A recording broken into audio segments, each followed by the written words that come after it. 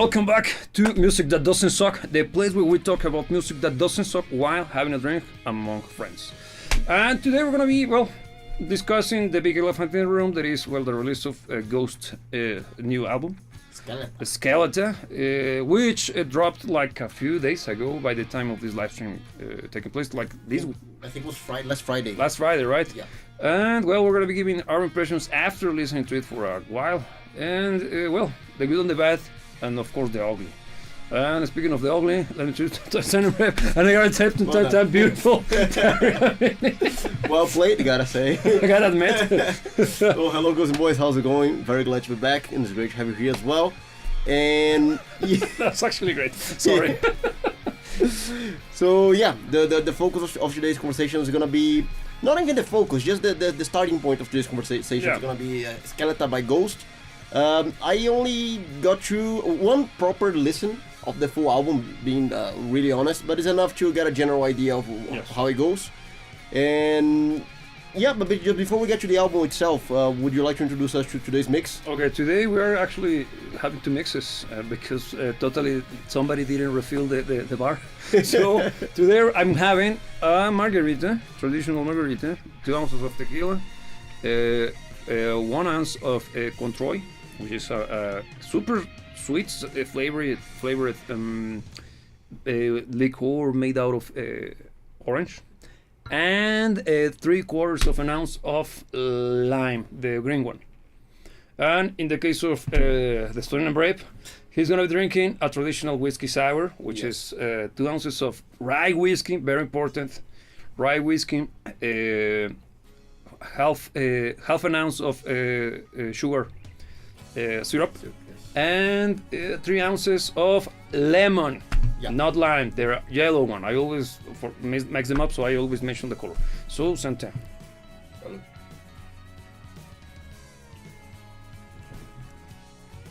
And as usual, margarita is always so good, man.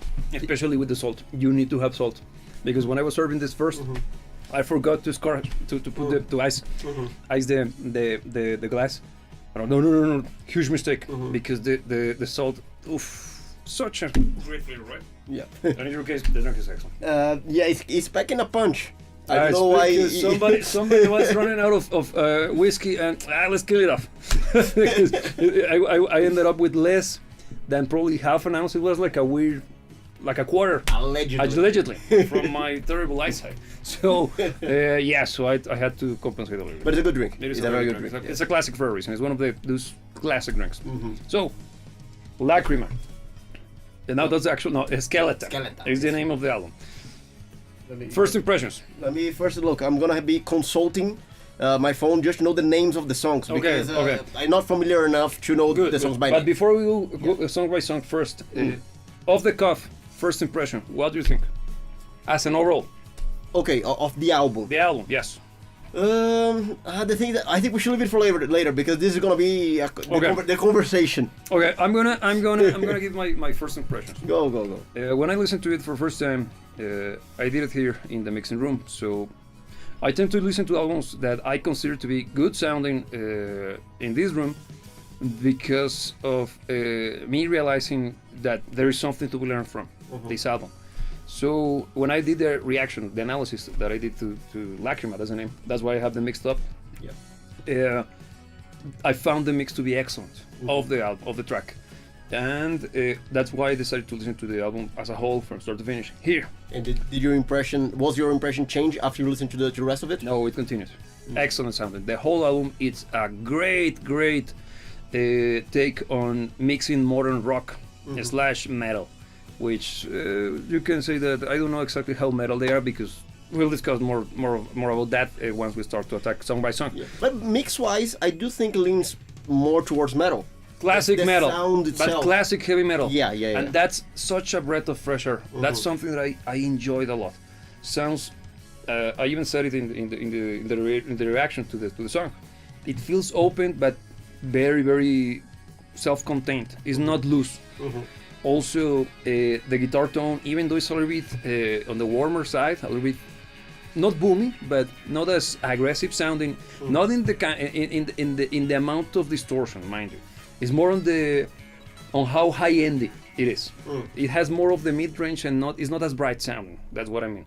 So it gives the album a tonality that is a little bit mellower, a little bit more. It's less ear-piercing for that in that regard, because compared to something like Metallica's Ride the Lightning, that's very bright. Yeah. It almost blinds you. And in this case, the guitar tone is very, very, very well crafted. It's not the guitar tone that I would use for myself. But I enjoyed it. It's very good. Also, the sound of the drums is great. It is. The entirety of the album, I think, when it comes to... we're starting to foreshadow a little bit of our thoughts, because before going live, we also shared... We didn't listen to it together. Yeah. He has his own opinions, but before meeting for this live show, we share a little bit just to have an idea of what we're going to be discussing, right? Yeah. And the highlights of the album are the guitar and the drums. Yeah. Both in sound, and in performance. I agree. Because something that I found out of as a first impression is that the drumming and the guitar playing, very good, very, very good. And the rest of the band is also performing correctly, because it sounds solid, professional, ballsy, the right amount, and it sounds like an extremely well rehearsed band. Because I assume that they delivered the same quality live. It shows because their music, now, technical perspective, do you find it to be highly proficient in the technical aspect, or the music? Yes, as a whole. I think the guitar player, or the guitar playing, because there are two guitar players. Yeah, the guitar playing in the album, I think, has its spots to actually shine, and they have very clear moments of proficiency. Highlights, right? They are actually very well done. Yeah, I truly appreciated the guitar playing on most of the album, and on some moments of the album, they truly nailed it. Yes. Outside of that, honestly, I found the album to be very simplistic. Is not the word, because I don't want to also. It's not pop music. Okay, it's not. It's not Taylor Swift. Yes. So it is well crafted music, but I found it to be safe. Playing it safe. I think that's a good way to put it. I could agree on that one, because it has its moments, though. Yeah, but the music itself, I think, doesn't require that much of a display of prowess in the instruments, as much as for other bands. I don't know, like Periphery, terrible example, but you know what I mean. Yeah.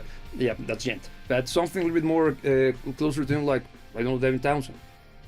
Because even in sound, we kind of come up to that conclusion that, at least in my case, once again, first impressions, the album has those moments that are kind of reminiscent to the sound of Devin Townsend's mixes. Yeah, the super large, big as all F. For those of you who don't know, Devin Townsend is a very, very funny guy. No, he's an extremely talented musician. He plays guitar and sings. And look, I didn't say that he's either a singer or as a guitar player, because he does both well. But where he truly shines is in songwriting.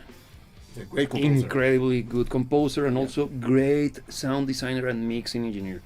Such a great, he's a whole package. Yeah, I think it's one of the few modern artists that have a very, very defined personality in sound. Yes, because and I respect him quite a lot for that. And when you see him in interviews or perform or doing live shows, it sounds like him, right? Yeah, 100%. And I think the same happens with Ghost, because I can, even in my review of the first track they released, Lacrima, I can see them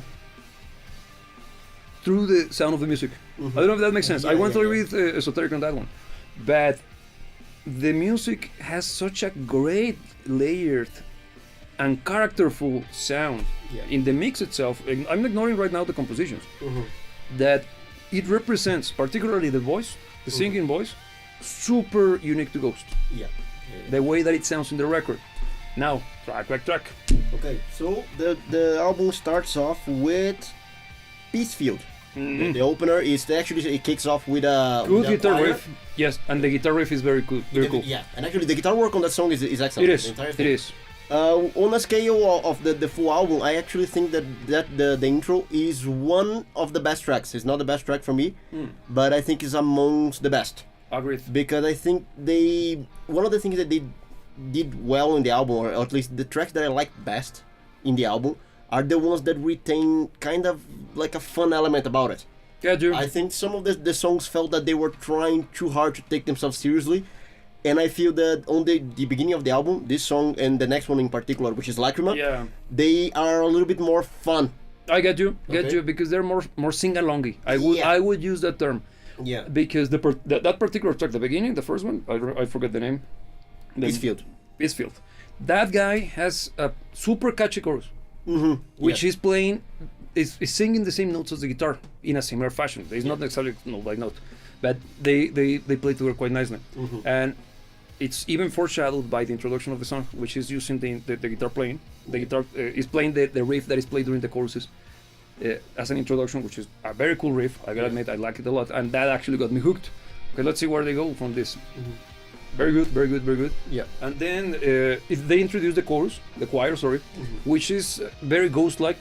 I gotta say, Yeah. it's something that, as someone who has listened to music for a good chunk of time, I was kinda expecting that sound and didn't get disappointed by it. Being very honest about the use of the choir on that song, it felt a little bit forced to me because it felt more like a decision based on the aesthetics of the band rather than the requirements of the song. I see that as out of design. We gotta comment that. just to Okay, let you know. yes. Let me address it. It says, Joel Masip, Peacefield represents like a sense of hope that turns darker when the album progresses. Yeah, like actually, that's the reason why it gives that impression of being brighter sounding, right? Brighter sounding in the sense of the emotion portrayed. Yeah, not in this the mix. The aspect mix, of no, it. no, Yeah, because the mix actually we already discussed. I will dig a little bit more in the mix once we keep discussing this. Yeah. But I see the use of the chorus of the choir as it's the seal of the Houseman. They need to have that kind of gothic, kind of a little bit over the top, kind of cheesy, tongue-in-cheek. Kind of like a signature. It's a signature movement, and they have to add it. And being the opener, I can see them using that as a wet start of a show, man. It's the first track, and you can see that lights off, the choir kicks in. It's of course the recording coming out of the album. People get pumped, and then bam, the guitar kicks in. So clearly, it's designed for a live show. And since they are super visual, the whole their shtick is being visually appealing, and the music correlates correctly to the looks. You gotta have it. I also felt it a little bit not out of place, but probably because I knew what they were doing with it. Yeah. But very well arranged. Yeah, it is. It is. Very, very well arranged. The chorus now of that song is very catchy, as I mentioned before. Super cool, fun, uplifting, and I like what Joel is saying, because the whole thing with it giving the sense of hope is like, because it has that uplifting factor. Yeah. And the track actually evolves the album. The album is the one that evolves, and once it reaches the later stages, you start to see that darkness that Joel is mentioning. Yeah. Next track, it will be Lacrima, right? Yeah, it's the first single of the album. That song is probably the first time you gave them more than 3 seconds, right? yeah. And actually, now for full disclosure, I am not necessarily very deep into Ghost, because the little that I was introduced to it earlier on Was His is the first track that I showed you, right? Yeah, and That's actually, a great that's song. a very good song. That's a very, very good song. But I didn't really get much past that, because other songs that I had heard by them didn't really catch my attention. I didn't find it to be bad. I didn't find it to be excellent. Why would that be the case? I don't know if it was I was poorly introduced to the band, because the way that people framed it to me, it was like it was such a. You expected something different. I expected something very different from the sound. Okay. Because I was sold first an idea of what the band was, Like a Gorgoroth, like the whole super Abbat. and then when I listened to the music, it didn't correlate, No. because actually their music doesn't truly represent that particular idea. Aesthetic. The thing is that their aesthetic, even though it is all on that kind of gold kind of thing and satanic and everything, is not evil. No. I get you. You know, and it's more like it's playful to some degree. Yeah, it's spooky. It's spooky. It's not terror. No. It's spooky. Yeah, it's spooky because it's like, there is some form of horror elements, but it's more like a cheesy 80s movie. Yeah, so the idea that I first had in my mind didn't really correlate to the music that I was listening to. Yeah. And that kind of put me off a little bit, so I never truly pursued. This time around, listening to the entirety of this album was the most I ever heard of Ghost. Look at that. Being very honest. You were living under a rock or what? Well. Don't you guys have phones? What can I say? Okay. So now, Lacrima, the single. I think it was a great pick for a single, first and foremost. Yeah, fantastic. I think it was the right decision. Introduces the sound of the album correctly. It does. And honestly, even after listening, it was the first song of the album that I listened to. Yes. And now that I listened to the entirety of the album, I still think that it is indeed one of the highlights. It's still a highlight. It is it's a fun. Once again, I'm using the word fun, not as in. Yeah, it's but not rainbows and sunshine. Yeah, but it is a fun track because it has that punchy energy. It is. Probably it's because you're looking at it from the pro musician perspective. Because it's one of those tracks that when you play them live, the audience is gonna be having fun. They react to the playing and everybody's gonna enjoy the moment. Yeah, exactly. Yes. And I do feel like that about this song. I agree. This song is going to be very cool. Ooh, man, that song gotta be a blast when they perform it live. Once again, very catchy chorus. Super catchy chorus, and they do it well. I think that song is one of the most, out of the album, is one of the most, harmonically speaking, complex tracks in the album. Is it? Because it's the one that has plenty of modulations. I'm going nerdy, but try to keep up with me. No, what I mean by that is that the song itself, tonally speaking, changes. The chorus is one way, the verse is one way, the pre-chorus is one way, and that's me. That I'm referring to the harmony. I'm trying to simplify it without sounding like a prick. And I found it to be a good display of high-level compositional skills. And look, I actually, from the little that I know of Ghost, okay, and once again, my opinion is biased towards, I don't know. It's shallow at best when it comes to Ghost, okay? But I feel that this is the kind of stuff they do better. Because I think the compositional skills shine when they embrace the more forward-facing side of their music, rather than trying to go super complex or super dark, for instance. I think this song is a little bit more fun, is a little bit more punchy, but it is complex enough. It's quite well written. It's a good composition. It is. And it delivers. Yep. And it doesn't feel like it's trying too hard to be something that it isn't. It's exactly what you get. No, because look, what I love about it is the fact that they embrace full on, in that particular track, the whole spooky 80s slasher movie vibe, right? Yeah, because even the introduction, the synthesizer playing at the beginning, which is something that I love as well from the album, there is plenty of moments in which you can hear Juno's, Prophet 8, Jupiter's, I'm going super nerdy again, but those are synthesizers from the 80s. Yeah. And those are sounds that I love. They're not displayed here in the studio, but I have some of those old, you can see a piece of it here. That's a Juno. That's a Roland Juno from the 80s. Because I love the sound of those devices. It's so musical. And they have that particular, not necessarily spot on in tune. You know what I mean? It's that oscillation in the notes. And these guys capitalize on it dramatically. Because right now I'm thinking of the introduction, ting, ting, ting, ting, ting, ting, which is the phrase played, once again, great compositional skills. Because the introduction to Lacrima is actually the musical phrase that is played during the chorus. And they played at the beginning. So it already introduces you to the catchy section without telling you. Yeah. That's when it comes, you already have, because you react better to it because you already have familiarity to the sound. Yeah. Symmetry again. Yeah. It's the use of symmetry. And beautifully done. Oof. Beautifully done. Masterfully, because when that song begins, you get the synthesizer playing the introduction, and then you see the guitar riff. It threw me off at the beginning. Like, this is them trying to be heavy. Because it's like a little bit out of place. Harmonically speaking, it's a little bit different. It's not wrong. It's just, and the aesthetics are very different. And I found the first section, the introduction, to be much more interesting, harmonically speaking. But then they do the first modulation, which is the pre-chorus. Okay, that was good. Then they reintroduce the chorus. Blown away, like, okay, I can see why they did I can see why they did the stuff they did at the beginning. Great track. Fun, spooky enough, serious enough, plenty of displays of proficiency from everybody, the right amount. I love the guitar solo on that one. Yeah, it's very good. Super good. And also, it's also the first moment in which they introduce, at its fullest, the Queen-like harmonies. Yeah, which are a plentiful in this album. What do you Yeah, think about that? and I like the use of them. I think they Yeah, you love Queen. That's why I'm asking. Yeah, I wouldn't say that they necessarily sound like Queen because they don't. The band has nothing to do like Queen in sound. No, but those moments, those particular you know vocal exactly, and harmonies- you watch and you know exactly what we mean with that. The thing is that it's interesting how we're talking about vocal harmonies. It's something that it shouldn't necessarily be.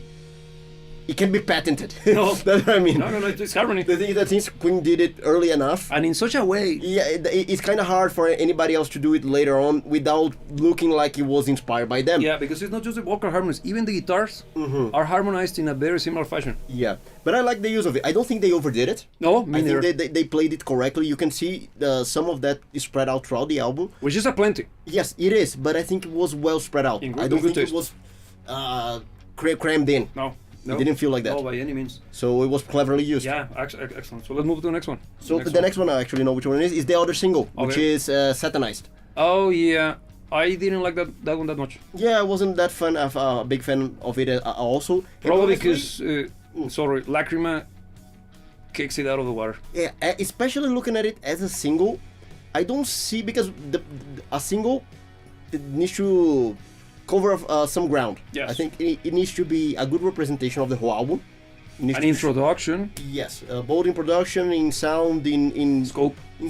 and depending on what genre we're talking about, even concept. The Ghost, I don't know. I don't think they truly do No, conceptual. they albums. do, man. They do. Yeah. I even think that some of their albums are actually kind of sequential. Yeah. Yeah, they Okay. have that conceptual. They're full on Pink Floyd The Wall thing. Okay. I don't think that this This song, one doesn't feel like it. I haven't read the lyrics yet. I don't know. For those of you who are bigger fans of Ghost, please give us the details because I am a casual in that regard. Okay. Yeah, I don't think that this song actually represents well the rest of the album. Me neither, man. So I don't know how good of a pick it was for a single. I think Lacrima nailed it. Yeah. I think when it comes to the other one, It's not bad. no. It's not a bad track. The thing is that the first was such a banger that this one probably is the positioning in the album. It might be. The thing is that this song also is kind of structurally wise and rhythmically wise. It's not necessarily a ballad. No. It's kind of like a It's a weird in between, right? yeah. Because the chorus is kind of uplifting, a little bit energetic, but the rest is a little bit mellower, but not that mellow. And it's also one of the reasons why I don't think it was a good pick for a single because it's a song that is very unique even within the album. Yeah. It's something that doesn't necessarily correlate even in style. Yeah. Of course, the mix, production, all of that is still Yeah, because it's mixed under the same circumstances, but yeah. But the song itself It's doesn't not- necessarily represent the rest. exactly. I feel the same way because it's even one of it's not memorable.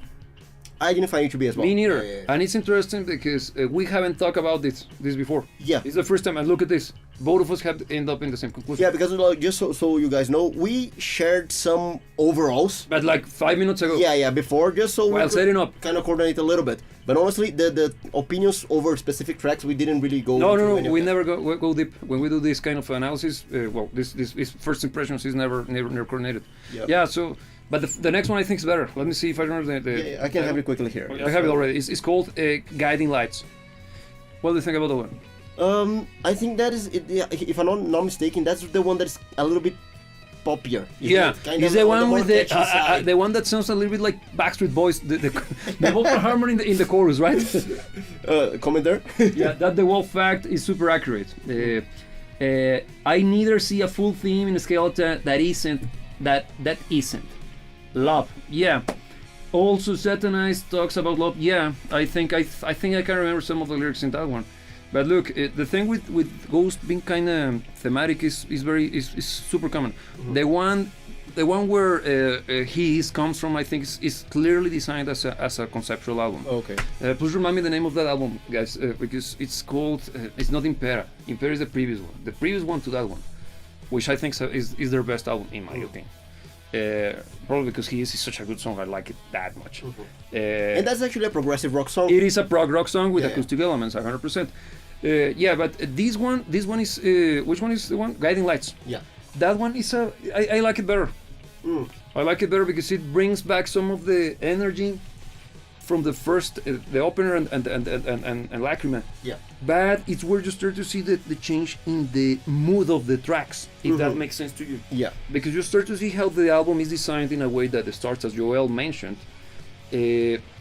as kind of uplifting, and it starts to go down. Because I think the best track in the album is one of the later. Yeah. And I think we both of us agree on that one. Let me check these comments. Go for it. Meliora, yeah, that one. That one. Talks about the absence of God. Yeah, I remember that one because that's why even the cover is kind of industrial looking, like Hive City. Warhammer reference. Okay. Yeah, but yeah. So I think this is the point of inflection, and that's important. Once again, coming from a musician perspective and music producer. Even though there are people who are claiming that the whole concept of the album is dead, I call them tourists. Because they don't know shit, sorry for the language, but they don't know S about music. The reason why, do you know why CDs back in the day, for those of you who are old enough, and I have to make the disclaimer now, this is insane. Yes. Do you know why CDs are able to hold up to 80 minutes of continuous music? No. One of the guys developing the CD format in Japan from Sony, because Sony alongside Philips were the ones that developed the standard, wanted to be able to fit a symphony by Beethoven, I think is the fifth, in a CD, which is 78 minutes long. That particular rendition of the full suite. Okay. So he being a big chongo, a big chungus in the company. I don't care if the CD is bigger. I want to be able to listen to the whole thing from start to finish. Bam. That's so arbitrary. No. Dude, that guy's a genius. Why did he do it like that? Because he understood the principle of beginning and ending of a whole musical piece. If you stop an album, and that's why those claiming that the whole concept of the album is dead can go and suck whatever they like. It's because, and they might enjoy it because who am I to judge in this day? God damn it. It's because they don't understand that music is created as a body of work. This is the artist speaking, right? Yeah. And why such albums such as Meliora work so well, or The Wall for that matter. Because The Wall, if you listen to some of the tracks randomly, they suck. They It's just soundscaping. They are just like, what the hell? Why did Pink Floyd became this big? But then you listen to the album from start to finish, I get it. I get it. Because it's a piece of work. And in this case, what they are doing in this album, in Skeletá, and I like, because I felt the same way, Joel. The beginning is super bright sounding, like energetic, fun, like, yeah, you get the smile, right? Yeah. But the ending, even though you're still doing the jumping thing, because it's Ghost, it's not depressing, it's not freaking Riverside. Or Green Carnation. You get a clear distinction in the way that the music is moving towards, emotional speaking. And that's what makes an album enjoyable from start to finish. There has to be some meaning. There has to be a progression. And in here you got it. And the fact that it's now, whoa, in this day and age, god damn it. Yeah, and even from a... That meteor is way too late. From a narrative perspective, it's actually quite simple, the phenomenon, because let's say you own 4 minutes or 5 minutes of one song, you can expose, of course, something with depth, but you can expose a lot more depth in 80 minutes of entire album. Totally. And it's as simple as that. Totally. And if you're clever enough as a composer, you can create a sequence of events or a narrative sequence that extends throughout the entirety of the songs. Yeah. They're actually gonna take you through a ride. Yeah. And well, that's what an album is for, I suppose. Yeah, think of Dream Theater, think of Jethro Tull, think of Genesis, think about the Children, think of all of those guys. Anybody think about Anybody, yeah. No, when you see those guys, when you listen to those albums, you have this continuity that once you finish the album, you feel like, wow, I feel that I went through a journey. Yeah, this took me places. Yeah. And we're gonna discuss that once we reach the end of this album, because this is the big one. Yeah. Did it take you for a ride or not? Okay, that's a good question to ask. Next one. Next song is De Profundis Borealis. Very pretentious. Okay, that's Latin. Yeah, you gotta say it in more Imperium-like text. Let me attempt it. So go for it. It's gotta be De profundis borealis. So you try to put emphasis. Look at that. Yeah, you gotta use your Latin. You're kind of okay. No. How about the track? Being very, very honest, I think it was unremarkable, even to the point that I don't truly remember. Yeah, I feel a little bit the same way. I know how it sounds because this is where you start to see the darker side now taking over. But in my opinion, it feels more like a transitional song, emotionally speaking, than one that is meant to be like a cornerstone of the album. Because again, that could be the positioning of the songs. Yeah. But there is one particular track that I'm already teasing again. Yes. That truly puts the nail on the head. Yeah. From this one, I like the guitar work again. It's one of those ones because I think there's a section, and I think this track is designed to be played live, 100%. Because it has a section in which the guitar player does some very cool sounding sweep picking techniques, some moments of actual display of skills that they took me by surprise. Because I know that they have good guitar players, don't get me wrong. But when I was listening to the album, when I listen to music, I go full on nerdy, okay? So I start to analyze. I listen to it. Okay, they apply compression to that. Oh, nice EQ. Okay, let me see the stereo spread. That must suck. It sucks, man. No, I don't enjoy listening to music, man, because for me it's working. Mixing engineer speaking, okay? So every time I listen to music, I am actually dissecting the different elements because that's when I go full on mixing engineer. But then I go composer. Nice technique. Let me try to see where I start to analyze the chord progression and the harmonic patterns. Yeah. So it's not fun, man. It's not fun. It sucked out the enjoyment of music for me. But where I've been able to make a living doing this, so it's something good had to come out of it. But that one I was blown away by the guitar. Because my brain was focused on the sound and the intricacies of the composition, and then okay, and I even look at the name on my computer to see okay, this one deserves a mental mark because it does. There is a section which is clearly designed for a live show, man, and I can see them because they let the guitar shine like wow, and I think it's the same guy who plays the guitar solo in Lacrima. Due to, again, I don't know because they wear masks and shit, right? Yeah. But this is the style of the sound of the you can hear you know what I mean. As a musician, you start to realize that there is a sound for each of us. Yeah. And it's the same guy. Who is that guy? I don't know. Please tell me. But fantastic. At least the guitar in that one is remarkable. But as a song, it felt a little bit. I wouldn't say filler because no fillers. That's a fact. Yeah, and look, let's take this out of the way. When I mentioned that I found the song to be kind of unremarkable, I'm talking within the scope of what we're talking about, okay? Because as you can see, it's a good album. Yeah. Because I don't think there's any song that stinks. And the name of this show is music that doesn't suck. So at least you know that it doesn't suck. Yeah, if we're talking about it, it's because it doesn't suck. Yeah, exactly. So once again, within the context of this particular album, I felt that it fell behind some of the other tracks. Yeah, it's simply not up par with them. Yeah. Let's try the next one. Okay. What do we got? Because Misila Cenotap.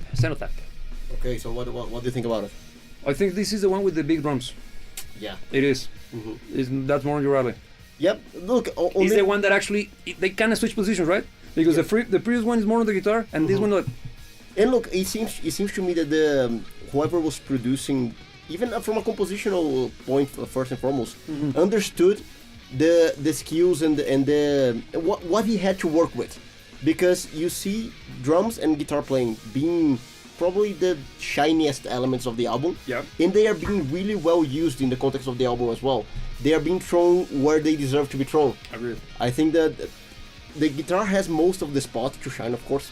Because it's a guitar-driven band, man. It is, but also the drummer, who is very good. I don't know his name, but regardless. Nobody knows. They are nameless ghouls. Oh, okay. Well, regardless, he's good. He's the business. He's very good. Yes. And he's being given the spot that he deserves within the album. I think they are actually respecting the role that he's playing within the compositions, because he's not taking the center stage. He's not Keith Moon. No, but the same happens with the guitar player in the previous song, because it's just a a few seconds of the track, but But it shows. the ones who are guitar players like, Yeah. wait, what do you do that? Okay, this is That was good. That was good. Yeah. And even people who are fond of musical instruments, not necessarily musicians, but people who at least are hobbyists, they wait. That was good. Yeah. That was good. And even for casual listeners, they're like, okay. Yeah. It's okay. They don't know exactly what happened. Who cares? Because they know, even though they are the ones who have the less understanding of the musical concepts, are the ones who knows the best. Because they're not biased towards. Yeah. Oh, look at the amount of notes. No, they don't care. Okay, that was good. Yeah, that was good. Oh, it sucked. Yeah. Yeah. In this case, the drummer in this particular track is the shining force, and I like how energetic and driven. Because it's not about the proficiency of the playing; it's about the projection and the compositions. Again, a good box being ticked. The album feels super well coordinated, Yes. and the production itself, the arrangement of the tracks are super done to a point of perfection. Because it's actually quite close to a little bit overproduced, in my opinion. But it isn't. It isn't. It's just getting close to it. Yeah. I like Icarus. It's a little bit too close to the sun, but it's not that close enough. Because you can feel that they're playing, even at times, again, being the nerdy asshole that I am, I could hear a little bit of, not harmonizer, not auto-tune either, man. Just a little bit of work done on the vocals. But in an aesthetic way, not necessarily in a correcting fashion. And I heard it particularly on the choruses rather than the choir or the vocal arrangements rather, because the main vocals, they are consistent across the album. Look, I have a comment to make on regards of that, and you can elaborate on it from a producer and mixer perspective. Go. Ghost, I find it to be a band that leans very heavily towards pop. Okay, from a sound and some stylistic perspective. Okay, and I think some of those elements, and this element in particular, the whole thing that you mentioned about the use of, let's call it auto-tune. Don't know exactly what's the Oh, it is. But in an aesthetic fashion, which is something that's extremely common in pop music, and it is used here in some of the most remarkable moments, and it gives that element that can create a correlation with pop music as well. Of course, I'm not calling Ghost pop music. No, it isn't pop music by far. but there is a correlation there in certain elements. Aesthetically speaking. Yeah. Agreed. So what's the question? So the question is, do you think that those, even though they are tiny details, because let's call it just a little bit of auto-tune, not used in a corrective fashion, on the choruses, already brings the band into a more mainstream kind of circle? Look, let's call a spade a spade. Yeah. Ghost, it's clearly a band that is super successful. Yes. From a marketing perspective and business perspective. And why is that? Because they are a band that has plenty of mass appeal. That makes them anything but successful. Because they devised a whole, I'm gonna call it product. Okay, I'm gonna try to avoid. Don't get it wrong. That's what I'm trying to say. They devised a product, or even better, a concept that has niche appeal while being attractive enough and seductive enough for it to have mass appeal. Don't know if that makes sense. Yeah.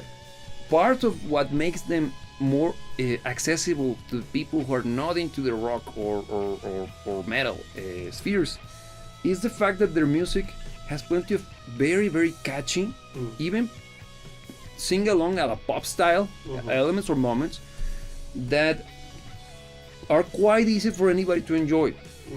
Their music is, in my head, is basically Def Leppard but in a gothic makeup. Make sense? Yeah, it does. Because it has a little bit of glam. It's not a glam band. Don't attack me. Don't shoot the arrows. But it has a little bit of glam rock, a little bit of arena rock as well, a little bit of U2. You can see it in the mix. You got plenty of theatrics coming out of Alice Cooper.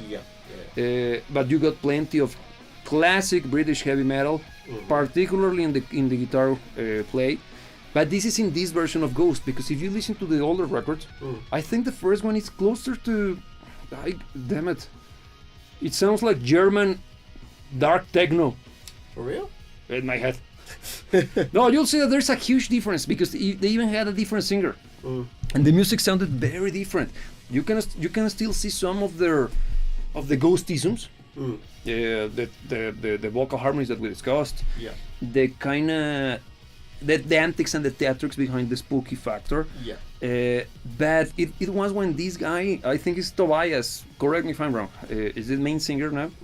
When he joined, that's when the band became what they are right now. Because you can see plenty of even Van Halen-isms. Yeah. So it has plenty of glam rock and hard rock, 80s hard rock. Yeah. So don't tell me those bands weren't gigantic. And why were they gigantic? Because they had niche appeal while being able to attract the attention of the masses. And there's nothing wrong with that. No, man. I would love if I had the chance to live in a world in which Ghost is the entry point for everybody to good music. Yeah. Because the bar is that high that, god damn it. The world will be a better place. Oof, yeah, for real. High IQ ever, man. Yeah. Everywhere, but wherever. So now, sound-wise, I think that's why I'm praising so much the qualitative aspects of the mix. Because mixing a band like this, that is basically based on the choruses of the tracks. Because think of all of them, they're crying. You see the catchiness of them, but also the massive sound. Behind the and also pay attention to how important and how loud the vocals are in within the choruses. Because during the verses, the guitar thinking again in Lacrima. Of Lacrima. But you see, but when the chorus kicks in, bam, vocals. Which is also another element that would be most commonly found on more mainstream types of music. In mainstream types of music, particularly current year, which sucks, it would be thinking in a scale of positioning, right? The higher is the louder. You got vocals, bass, kick, music. It is, man. And you don't trust me? Well, listen to anything like hip hop or any of those urban genres, and you'll see that it's super loud vocals, a stupidly big kick drum, and a stupidly loud bass. Because and everybody's doing the 808 stuff or the sub boom. That it's almost to the point of being unable for us to listen to the harmony being played. Because it's so deep, so low that our human ears are unable to understand the sounds. But I digress. Coming back to Ghost. Yeah, so let's see what's the next song then. Yes. Let me see here. Because we're getting close to the good one. Missy Lamori. Missy Lamori. That's... damn it. This is also one of those tracks that I don't know exactly what to think about. Because it's these three tracks in succession that feel like no filler. Don't get me wrong. It's not filler tracks. But they feel more like transitionals. I don't know if that makes sense to you. Because the big one is the important one. And they are like little by little preparing. Yeah, they're taking us there. They are taking us there. And they are morphing the sound of the album for the next one, for that particular important moment to hit. And when it hits, it's hard, man. And I'm like, oh, okay, this is a true highlight of the album. So it feels more like that. Because you get still gigantic, bombastic choruses, good and fun drums, exciting guitars, and good riffs in general, but nothing else. It feels like a good song for a show, no more than that. The next one, because I want to get to Umbra. The next one, Marks of the Evil One. Again, is this particular period, man, because from the Profundis Borealis all the way to Mark of the Evil One, none of them are bad songs. But as you put it correctly at the beginning, the first three, even though Satanize is not my weapon of choice in this regard, it still has some appeal to it. It's a little bit different, right? This section of the album feels like the what Joel was mentioning is the transition from one emotion to the next one, and even though it's getting close to the end, it's very important. I have a question to make now, tackling the composer, the songwriter perspective. Do you think that maybe the first songs to be written and the ones that actually gave shape to the album were the first ones, And then I was thinking of the very end of the album, which are Umbra and the last one, which I can't remember the name. And the other ones were written kind of post, and maybe creating a bridge in between the two rather than being centerpieces. Great question. This is one of the reasons why I would have loved being the fly in the wall, on the wall while Pink Floyd was creating, I don't know, Animals. Because it's the kind of conversations that clearly took place during the production of the album. Yeah. Between, of course, the musicians, the band, and also the people helping them to produce the album. Because I don't know who the producer is. I haven't checked. Great job, I gotta admit. Yeah. Because they did a great job. And from what I read from the comments that were left in the analysis of the track, it seems it's the first time that they do it by themselves. So they even pick the producer and stuff. I might be wrong, okay? Yeah. Again, I'm a neophyte, or not a neophyte, I'm a casual when it comes to ghost lore. But in my opinion, I think they establish the concept first. And I think that happens every time that they write an album. Because for my understanding and into my ears, their music sounds like they have an idea, they have a concept, and they develop songs around that concept. Of course, following the aesthetics and conceptualizing it in a way that makes sense for Ghost, the band. It's interesting, the question, because I never stopped to think about it, because I think the first batch of songs were the last to be written. I think so. Yeah. Because probably they got like, we need bangers. We need bangers. Because most of these songs are still enjoyable, fun, powerful, but we don't have this. Coming back to the comments, this is the point on which the album is transitioning, because they probably they wrote Umbra first, which I think is the highlight. We're almost getting there. Almost there, yeah, basically. But this is very important because it's thanks to these songs that Umbra hits the way it does. Yeah, true. It is. True. It is, because once again you can see that why the concept of the album is relevant 100%, and it's so important. It's not just for you to buy. It's not for you to just. It's not for you to justify the purchase of a whole album because you like one song. Yeah. That's the nihilistic approach, and that comes from people who are normies, who doesn't appeal. No, normies are good. This is for casuals, for tourists, because they only like one song because it was shown to them by YouTube, and they think, oh, I want to be part of this crowd, and I'm gonna listen to. Hey, do you like us? Yes, I love Wikipedia. That song. Let me see what they tell me you like. Yeah, man. Have you ever met somebody like that? Wow. Yeah. Way too many. Way too many. So, and it is thanks to those tracks that Umbra gets is the track that it is. Let's already get to it. No, let's get to it. Okay. Umbra. What do you think about it? I think it's the best track of the album. By far. By far. Hands down. Is actually has progressive elements to it. 100%. I love some of the guitar work has been great throughout the entire album. Yes. But this song is especially great. It feels inspired, man. And it actually has some kind of neoclassical passages in the solo, which are freaking awesome. Yeah, I was like, Imbecile you? Yeah. There's actually good stuff. It's good stuff. Good stuff. Good stuff. Great chord progressions, great harmony, fantastic melodies, amazing arrangement. I love the use of the synths in that one. So good. It's the one that sounds so cheesy.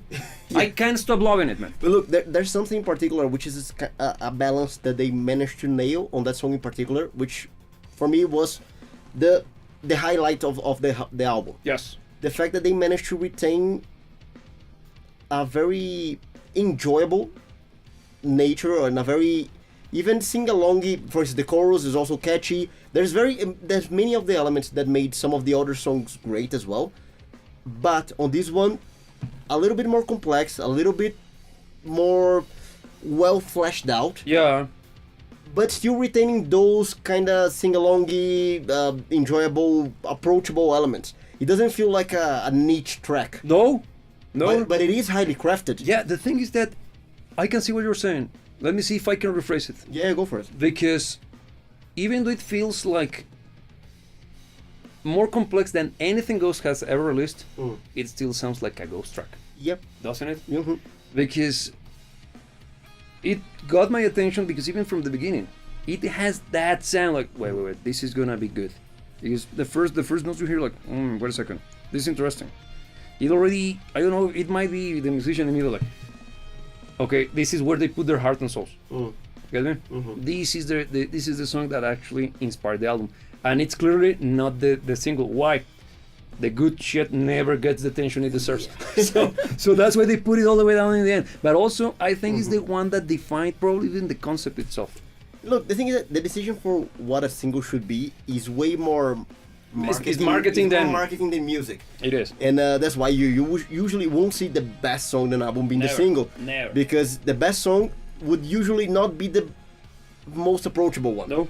Because something that is more complex in nature is usually not gonna appeal to everybody. 100%. But that's exactly why I think the song is great. It is. Because even though it is, let's say, less approachable than Lacrima, which is a very mass appealing song, 100%.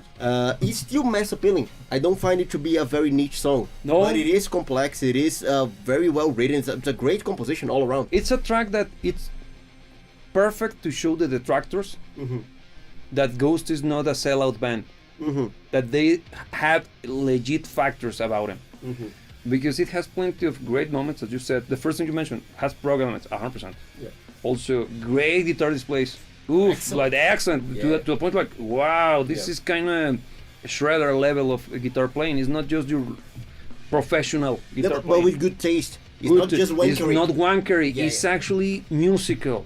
And everything in such a great presented package. Because even in my head, that track is the cover of the album. Yeah. Even I hadn't thought about it, but yeah. Makes sense, right? Because it's the colors. It sounds like that kind of that high contrast gray, white and black, and skeleton cerebral. It does feels like that. That's why I think the album began there, and they needed to write the beginning. But I might be 100% wrong.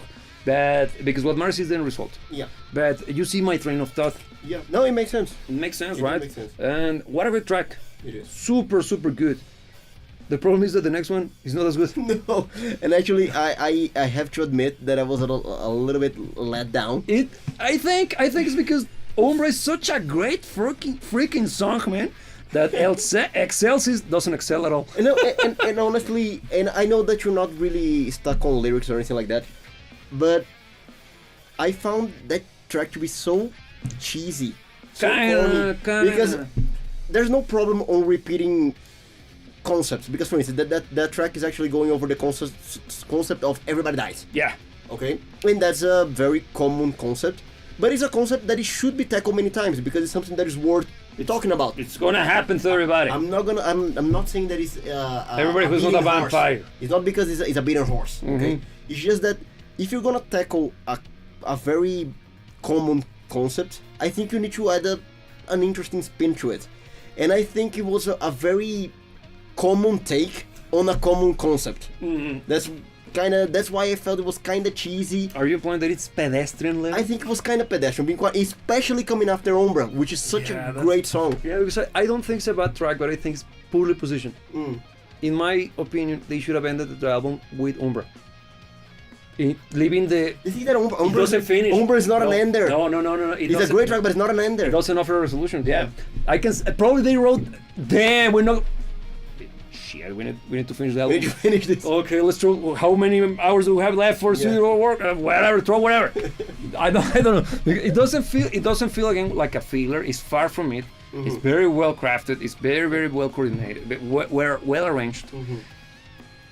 But I think it doesn't live up to the expectations left by the highlights of the album. No, and usually you have this kind of natural predisposition to think that it's gonna end with a banger. Not necessarily with a banger, like a banger track, but with a great track. And since you were left with such a high bar after Umbra, you think that's gonna go up from there. And since it doesn't, the kind of letdown hits harder because of it. That's probably the moment in which it's better. Again, this is my opinion. Don't think that I'm saying that I'm better than Ghost. But probably a better solution to put an ending to the album would have been creating a tiny, atmospheric, or melodically speaking, resolution based track. A la prog. A la prog, doing the prog rock, because they are not shy when it comes to that. They have plenty of tracks. This is not the first foray into that. Plenty of prog rockers like Ghost because it's like a very, very entry level, fun rock band with plenty of prog rock elements, because it's everywhere, man. Even Lacrima, which is the single, it's plentiful with prog elements. That's why I like it so much, because of the beautiful use of intelligent corporations. But in this case, that would have been the better solution, in my opinion. I agree. But that's up for debate. But now, as a whole, now that we covered the whole album, what do you think? As someone who has not given that much time to Ghost, would you consider yourself giving them a chance again?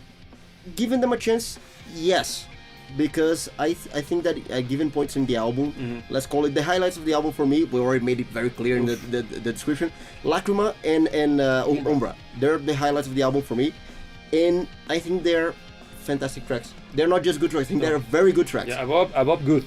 And that means that they can write great music. Yeah. So why wouldn't I give a chance to a band that can write great music? They would surprise me again. But now, giving a very general impression of the album, I'm not a fan of it, of the entirety of the album.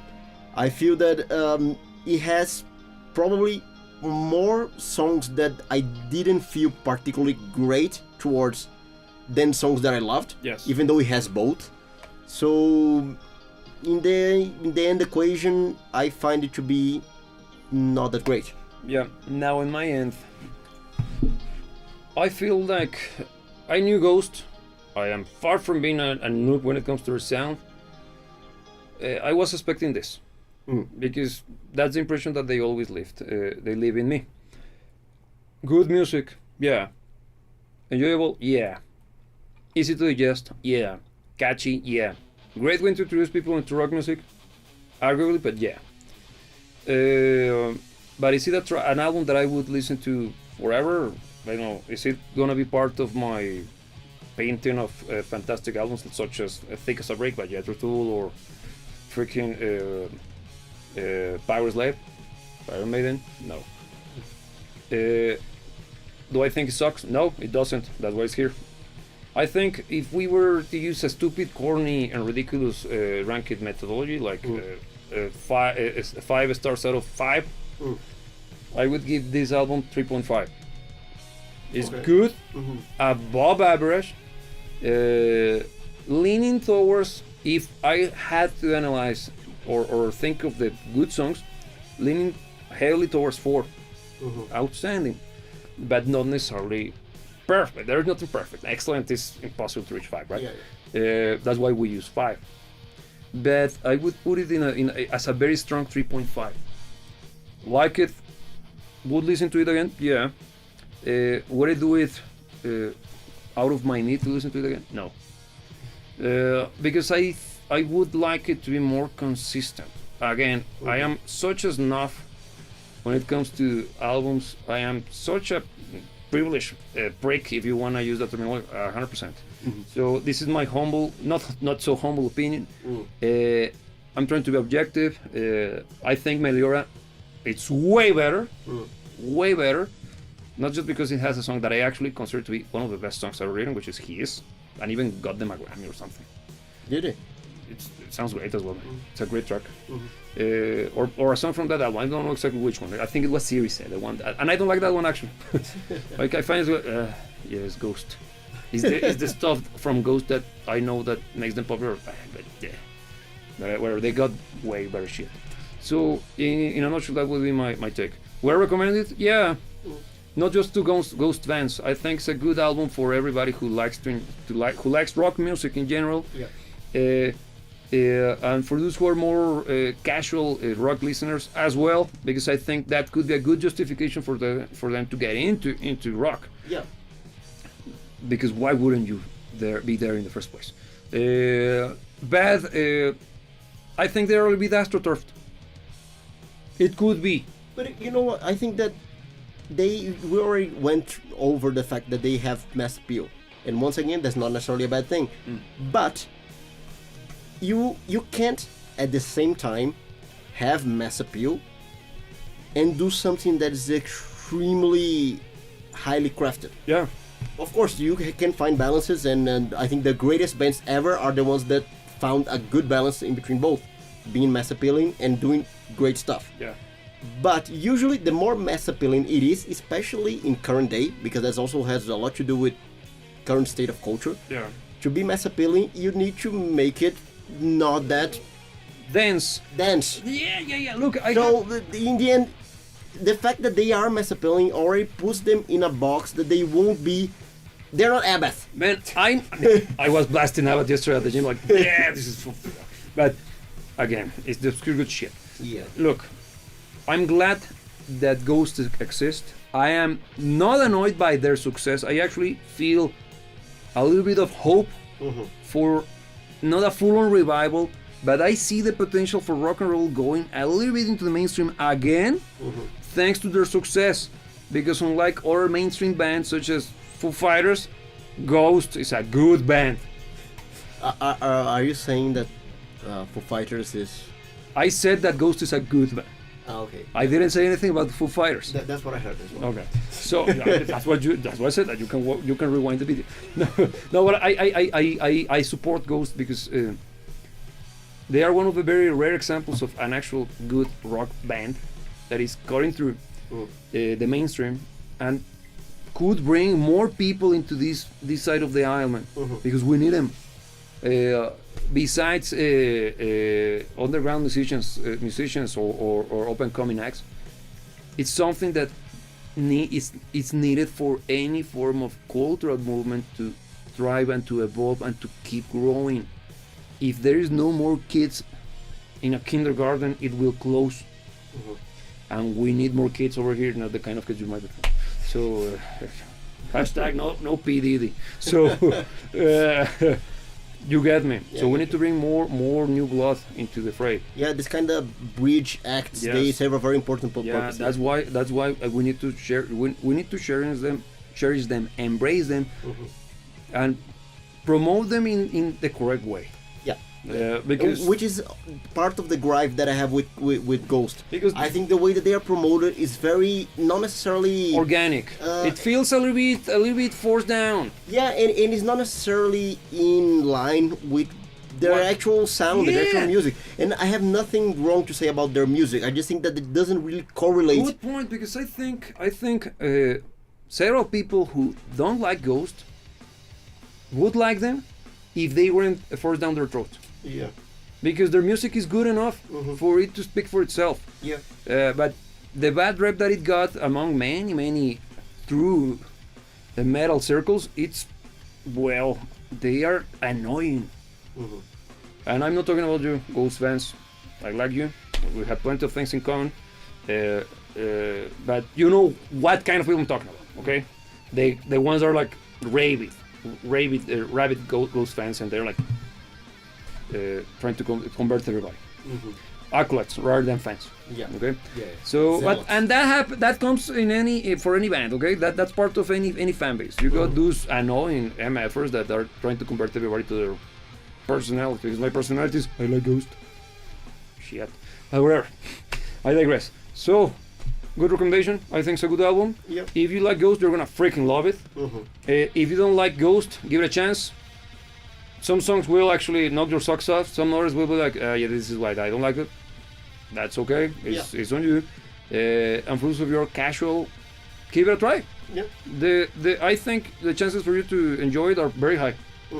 And again, please let us know what you think, because my pretentious prick score totally will be disagreed with by everybody. So please feel free to attack me respectfully, of course, because I try to do it in the most eloquent and not aggressive fashion. Yeah, and this is the whole point of this, because civilized internet content. Yeah, and also using this as a hook for the segue. This is what we do here. Yes. We have conversations about music that doesn't suck. And we also want to know your opinions, because that's what a conversation is. It's not a unilateral thing. Yeah, that's why we do this live, because these kind of conversations should be back and forth. So that you can be part of the next conversation, I invite you to subscribe to the channel, ring the bell so you can be notified whenever we do this again. Yeah. And you can be here joining us live being part of the conversation. Yes, and if you want to support this channel further, the best way to do this is by listening to music on Apple Music and Spotify. It actually has a little bit of ghostisms. It's not full on ghost, but if you like ghost, there is a huge chance for you to like our shit. There is a correlation. Yeah, we even share a little bit of the same audience. We've been inactive for a good while though, so don't attack us. There's many reasons why, but we'll come back soon, allegedly. And we're working on it. We're working on it. But also, if you want to support this channel further, the best way to do this is by following us on Instagram and X, because that's the best way for you to get in touch with us in a much more personal basis. And one last thing, as every single time that we meet you, we remind you that you should never let anybody tell you what to dream about. And remember, Ghost is not a bad band, and we will see you when we see you.